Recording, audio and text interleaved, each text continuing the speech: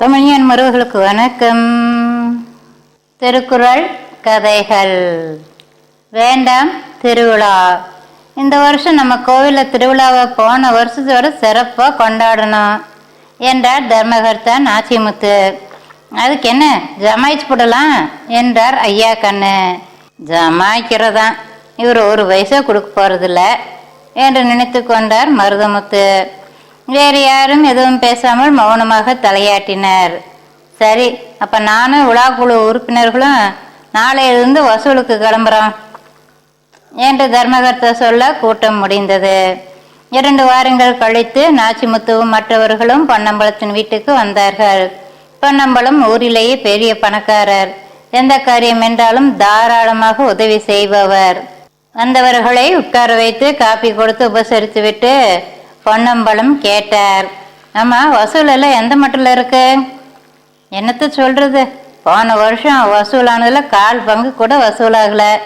எப்பவும் தாராளமாக கொடுக்குறவங்க கூட இந்த வருஷம் குறைவாக தான் கொடுத்தாங்க. எல்லாத்தையும் விட கொடுமை என்னன்னா, சில பேர் இவ்வளோ பணம் செலவழிச்சு திருவிழா நடத்தணுமான்னு கேட்குறாங்க. சில பேர் பிடிவாதமாக 10 ரூபாய் கூட கொடுக்க முடியாதுன்னு சொல்லிட்டாங்க. தெய்வ நம்பிக்கையே குறைஞ்சிட்டு வருது.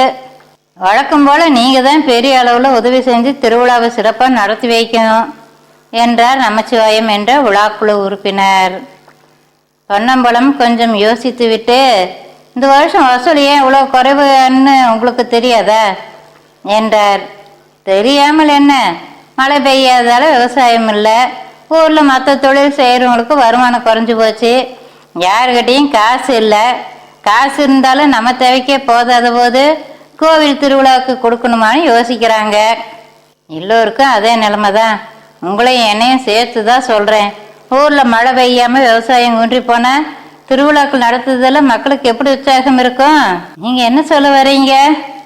இந்த வருஷம் திருவிழா வேண்டாம், வசூல் பண்ணின பணத்தை திருப்பி கொடுத்துருங்க, அடுத்த வருஷம் நல்லபடியாக விழாவை நடத்திடலாம் என்றார் பொன்னம்பலம். விழா நடத்தலைன்னு சாமிக்குத்தான் ஆயிடாதா? ஏங்க, மழை பெய்ய வைக்க வேண்டியது சாமி தானே, மழை பெய்யலைன்னா அது சாமியோட குத்தம் இல்லையா? நான் கடவுளுக்கு எதிராக பேசல, நீங்கள் சாமி குத்தம்னு சொன்னீங்களே அதுக்காக சொன்னேன். நம்ம வருஷம் விழா நடத்திட்டு தானே இருக்கோம். இந்த வருஷம் நம்ம விழா நடத்தலைன்னா அதுக்கு என்ன காரணம்னு சாமிக்கு தெரியாதா? மழை பெய்து மக்கள் வளமாக இருந்தால் தானே சாமிக்கு விழா எல்லாம் எடுக்க முடியும். குடும்பத்தை நடத்துறதுக்கே கஷ்டப்படுற மனுஷன் சாமிக்கு விழா எடுக்கிறத பற்றி எப்படி யோசிக்க முடியும்? அப்போ நாங்கள் வர்றோம் என்று எழுந்தார் தர்மகர்த்தா. குறள் 18.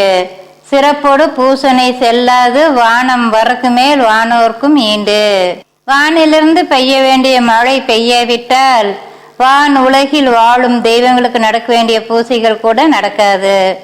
நன்றி. பார்த்தசாரதி ரங்கசுவாமி. மீண்டும் சந்திப்போம். நன்றி நண்பர்களே.